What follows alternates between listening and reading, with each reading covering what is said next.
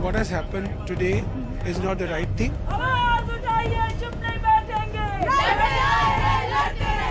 Who should I go to ask if a criminal law as part of the Indian Penal Code violates my fundamental rights?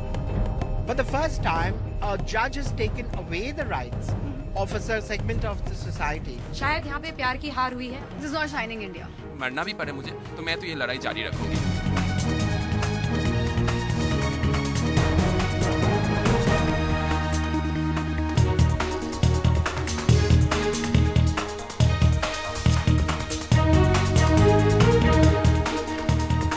This is a Buck Stops Here special. I'm Barkha Dutt. On the program today, there is anger, there is disappointment, and there is dismay at a verdict from the Supreme Court that essentially makes it criminal to be gay in this country. The Supreme Court today has quashed the Delhi High Court order that actually, in a path-breaking judgment a few years ago, decriminalized homosexuality.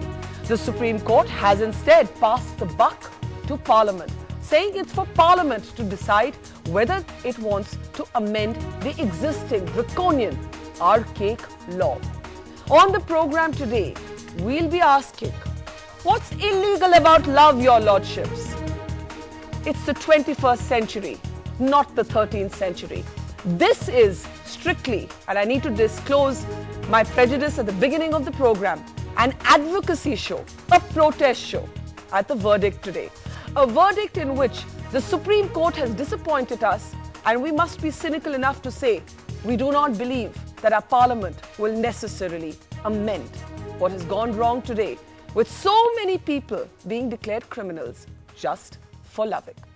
I want to start, and we'll be hearing from a lot of voices, a lot of first-person accounts from Vikram Seth, from Milind Deora, from Anand Grover, who actually was one of the lawyers who won this case in the Delhi High Court. But I'm going to start with the people whom this really impacts. And I'm going to start today with Harish Iyer. And Harish, you and I have been part of this journey together. This is a long association for us now. And you have very bravely come on my programs again and again. You have spoken about how, as a young boy, you were actually raped by somebody in your family. You have spoken about your struggles to be a gay person in this country. You have spoken about how you came out to your mother, who's sitting right next to you and who's been a source of great strength in this journey of yours. Your first thoughts at this judgment and how it changes your life. And I ask you this because a lot of people, including Justice Singhvi, has argued in his judgment today that there are not too many convictions, that the lawyers have failed to show how discrimination really takes place. These are the kind of questions that are asked. Your thoughts, Harish? I'm somebody who has tried attempting suicide at a very young age. Why was that? I mean, you say it so matter-of-factly, it's striking. You know, because of the fact that when I was not even sure about my sexuality, I had graffiti walls in my college, which were plastered with messages like, "For gay sex, contact Harish." I had people writing in horrible messages to me, and I'm talking about quite many years back. I mean, I'm talking about around a decade back. So I'm somebody who has seen the brunt of the prejudice. The brunt of the prejudice. And I can so I can say for sure that the discrimination is real. The discrimination is real, number one, and secondly, even if I am a small number, okay, I am a major voice, and you can't completely disregard me. Even if I'm a minuscule minority, even a minuscule minority in democratic India is a major voice. In fact, democracy is all about, it's not about majoritarianism. It's actually about keeping those minority rights valid and safe. Your mom is sitting right next to you. How difficult was it for you to come out to her? Tell the people here, because nobody really understands that there is something so deeply symbolic about a law that treats you as a criminal in your own country. It's socially already difficult. Now you have a law that treats you as a criminal. It was very difficult because my mother didn't know much about homosexuality at that time. How old were you when you came out to her? I was around 24, 25. And when I came out to her, the first thing that she told me was, living life as a gay person is going to be very difficult. So she educated herself, and she said, are you sure that that you want to go out and broadcast this to the whole world? I said yes, because there are other people who would be in their closets, and I know of many cases of people who have tried attempting suicide, who are in their closet and who don't. If you'd ask my mom also, she would tell you that the moment I came out to her about my sexuality, there was this complete change in my behavior. I was far more confident. I could deal with life head on. I could deal with a lot of struggles, lot of other struggles. Why had you tried to kill yourself? It was because of the prejudice. Because I was feeling ashamed of the fact that irrespective of where I would go to college. I would be at home. My neighbors would call me names. All of them have tried calling me all sorts of names, and I was not even sure. I was abused by a male relative, and I wasn't even sure about my sexuality at that time. And at that time, to go through this kind of prejudice was something that as a child I could take only that much. And when I saw that even I couldn't communicate to my mother because the awareness levels were so low, I couldn't even communicate to my mother. And when I tried communicating to my mother, there were 2 or 3 times when I did try telling her, she had no clue that male children also get sexually abused. You know, so this whole thing that we are talking about when we speak about child sexual abuse and homosexuality and pedophilia, it's all, when the Delhi rape case happened, no one called it a heterosexual rape case. It was the Delhi rape case. Yeah. You know, so absolutely. And if I can ask Padma Vishwanath, your mom, how tough has it been for you, ma'am, as a mom? It has been very tough. Very tough? Very tough. Right in the beginning. What was the toughest part, ma'am? Sorry, I didn't. What was the most difficult part for you?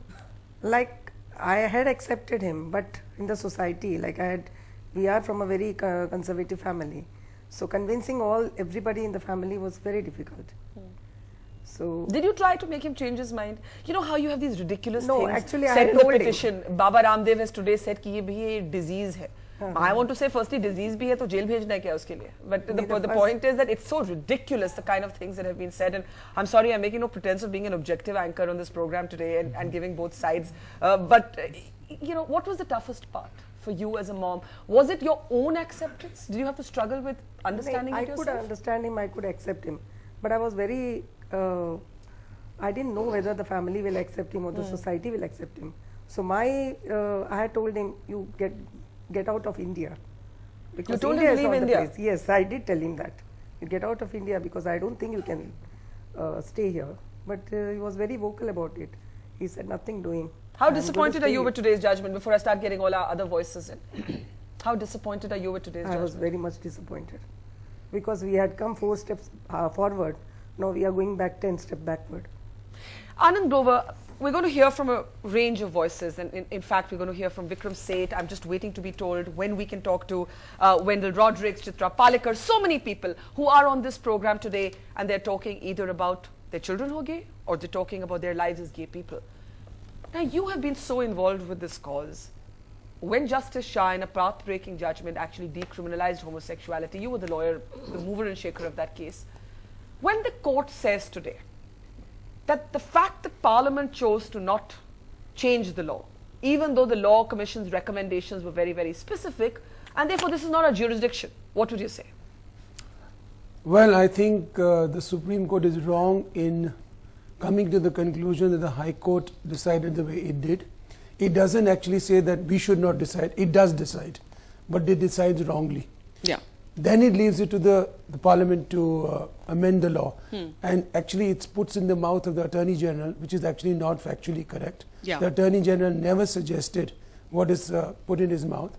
But I think the more fundamental issue is what Harish and his mom and others would also say. Yeah. What you're doing now is putting the clock back. Yeah. Which means you would actually send people to jail. You know, it's actually about criminalization. It's not whether I like a person who's homosexual or not. I may not like a heterosexual person for what acts he or she does in private, but you are sending people to jail. You are allowing the police to prosecute them. And the Supreme Court in its wisdom says, no, it's only 200 people. And how many people? Even if it is one, it is sufficient for the court to say it is in violation of that's a settled position. Yeah. Where's the question I'm asking? And it's a dignity of a person. When Justice Singhvi argues that that people like yourselves were not able to furnish examples of discrimination, But that's one of the lines in there. Factually incorrect. Those things are totally ignored. There were huge amount of material which the High Court refers to, which is just overlooked. I'm sorry to say, it's not a personality issue as far as it's the Supreme Court. It's not Justice Singhvi or Justice Mukhopadhyay. It's the Supreme Court. They have not looked into the material. There was all the reports of the PUC and PUDR which talked about oppression of people, which were put up. The High Court refers to it. These are overlooked. Not only that, on the issue of privacy, one of the most important thing was, it's a private act. Why should the state come into it? How is it any of anybody's business? If I have penile oral sex with my partner who's a woman or a homosexual, what is the business of the law to come into my private bedroom? That was the issue. On that, you know what the court says? No, you are relying on foreign judgments.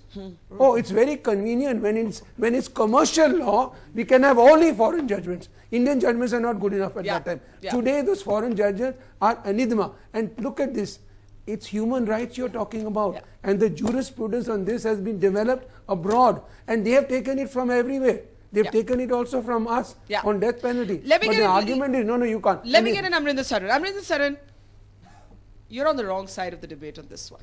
No, he's not really. I'll tell you later, but he's a very modest man and a gentleman. I'll tell you his real views. His real views. So that's why I said. If he will allow.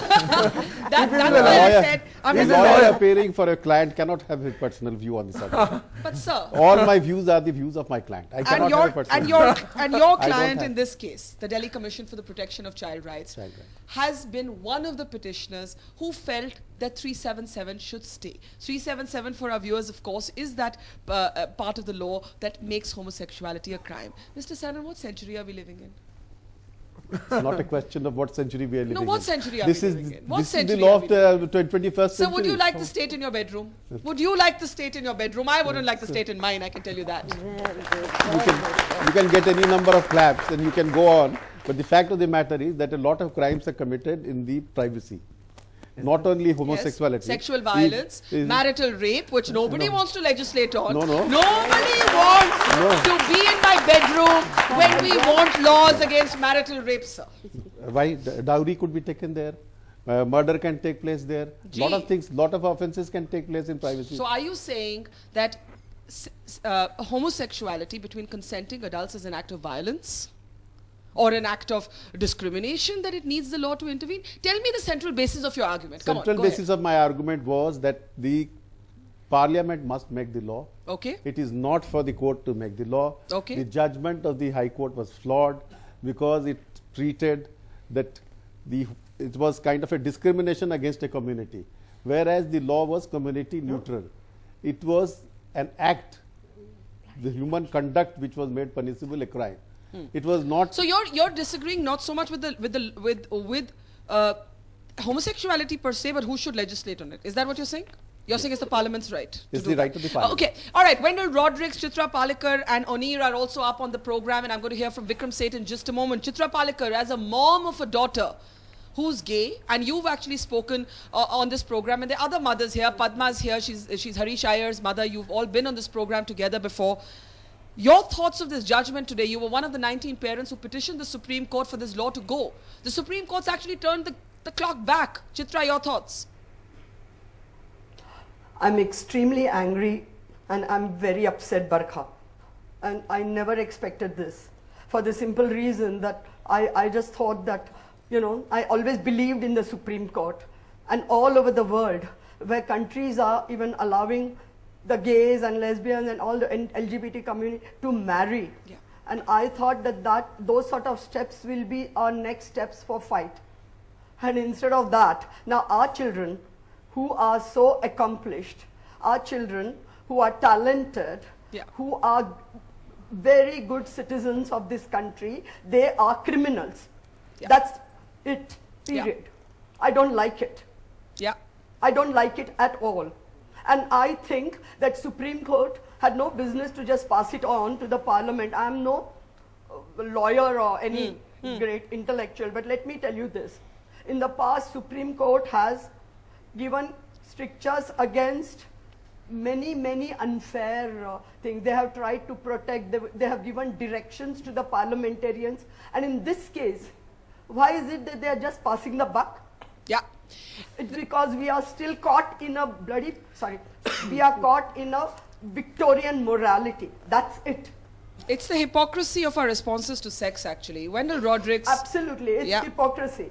Wendell, you have lived as a gay person in this country with pride, with comfort.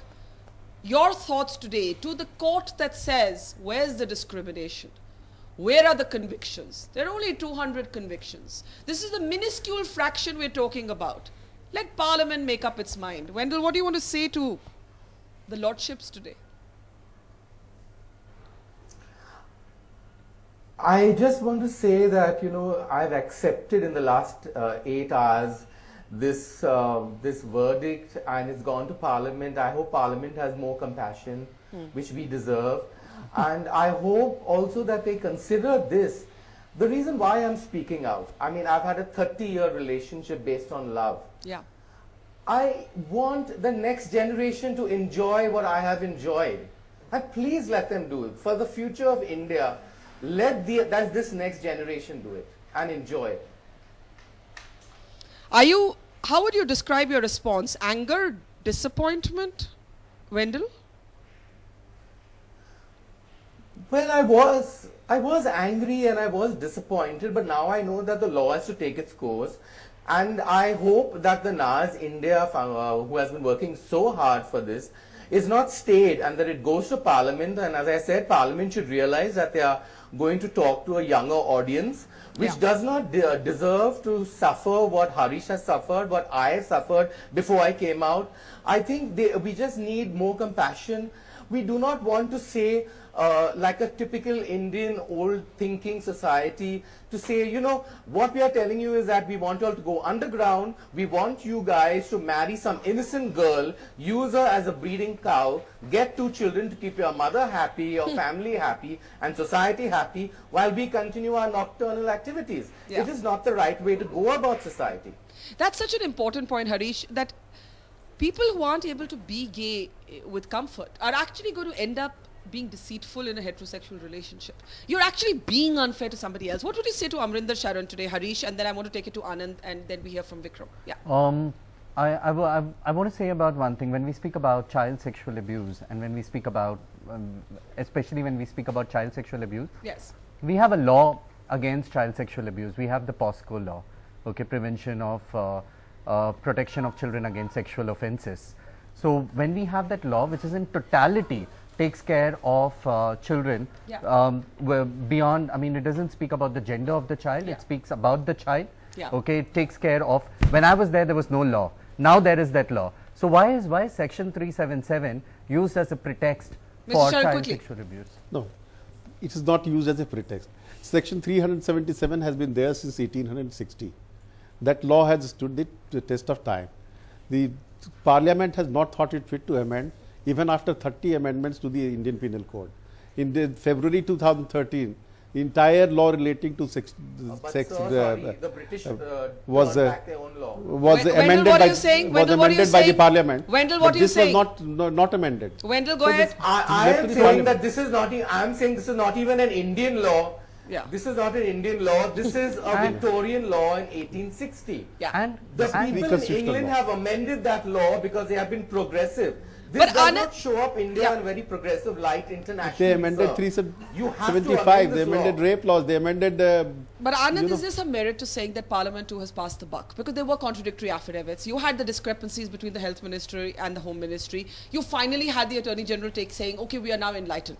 But the fact of the matter is that in many ways Parliament also wanted the Supreme Court to do its job for them. I think you are partly right. I think Parliament doesn't want to actually take this step. Parliamentarians are not young people. They also have antiquated ideas. I don't expect that Parliament will pass a law which will actually be suitable for our Thank you. society Yeah. as it is. Yeah. I'm sorry to disappoint Wendell. I would hope that maybe after 20 years, but I think fundamentally we have to be critical of the judgment today. Yeah. The judgment today is setting the clock back, and it is a retrogressive judgment, not only for the reason that it is going to penalize people, but unfortunately it says, which I didn't finish with you, it says, what about privacy? It says you are relying on judgments which are foreign. We don't want to use those judgments, because in death penalty matters we have rejected those judgments because that's foreign jurisprudence which is not applicable. But Britain has changed its own laws. I mean, No, Britain has what changed about its the own irony of laws. that? So many countries have changed its own Yeah, laws, yeah. and it's not a comparable thing. Death penalty, which is allowed by our constitution, whereas this is brought by the British. And please remember, our culture, I'm not talking about religious, our culture prior to this act allowed all sexualities. They were never criminalized. Yeah. It is a British law which has to be thrown out.